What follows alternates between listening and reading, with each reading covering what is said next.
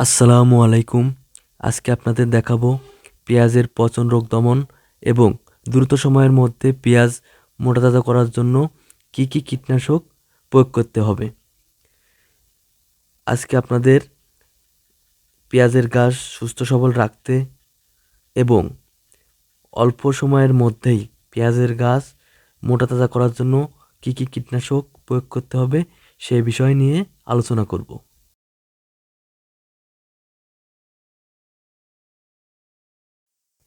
প্রথমে একটি পাত্রে নির্দিষ্ট পরিমাণে পানি নেবেন। এরপর প্রতি টপে 50 গ্রাম পরিমাণে অ্যান্টাকল নেবেন। অ্যান্টাকল হচ্ছে বায়ার গ্রুপের একটি ছত্রাকনাশক, যার উপাদান হচ্ছে প্রোপিনেপ। এটি পেঁয়াজের আগামরা রোগ দমনের জন্য ভালো কাজ করে। পেঁয়াজের আগামরা রোগ দমনের জন্য অ্যান্টাকল অত্যন্ত ভালো কাজ করে থাকে। এরপর পানি দিয়ে ভালোভাবে মিশিয়ে নেবেন।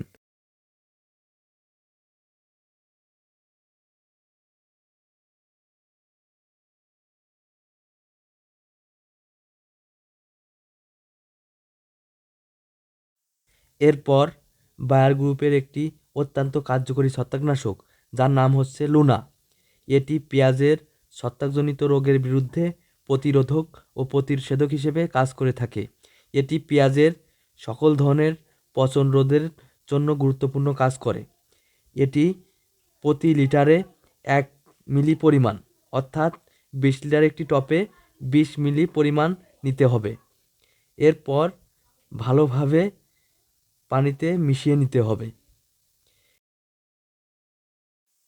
এরপর পেঁয়াজ মোটাতাজা করার জন্য ন্যাশনাল গ্রুপের একটি অত্যন্ত ভালো মানের ওষুধ, যার নাম হচ্ছে এনএসসি গোল্ড। এটি প্রতি টপে 25 মিলি পরিমাণে নিতে হবে। এটি পেঁয়াজের গাছ মোটাতাজা করার জন্য গুরুত্বপূর্ণ কাজ করে। দ্রুত সময়ের মধ্যে পেঁয়াজের গাছ মোটাতাজাকরণ এবং পেঁয়াজের ফলন বাড়ানোর জন্য এনএসসি গোল্ড অত্যন্ত গুরুত্বপূর্ণ ভূমিকা পালন করে থাকে। এই জন্য আপনারা পেঁয়াজে এনএসসি গোল্ড ব্যবহার করবেন। পেঁয়াজের থিপস পোকা দমনের জন্য ইমিডাক্লোপিড গ্রুপের কীটনাশক ইমিটাপ প্রতি ড্রপে 15 মিলি পরিমাণে নিতে হবে। এটি পেঁয়াজের থিপস পোকা দমনের জন্য অনেক ভালো কাজ করে। পেঁয়াজের একটি অত্যন্ত মারাত্মক পোকা হচ্ছে থিপস।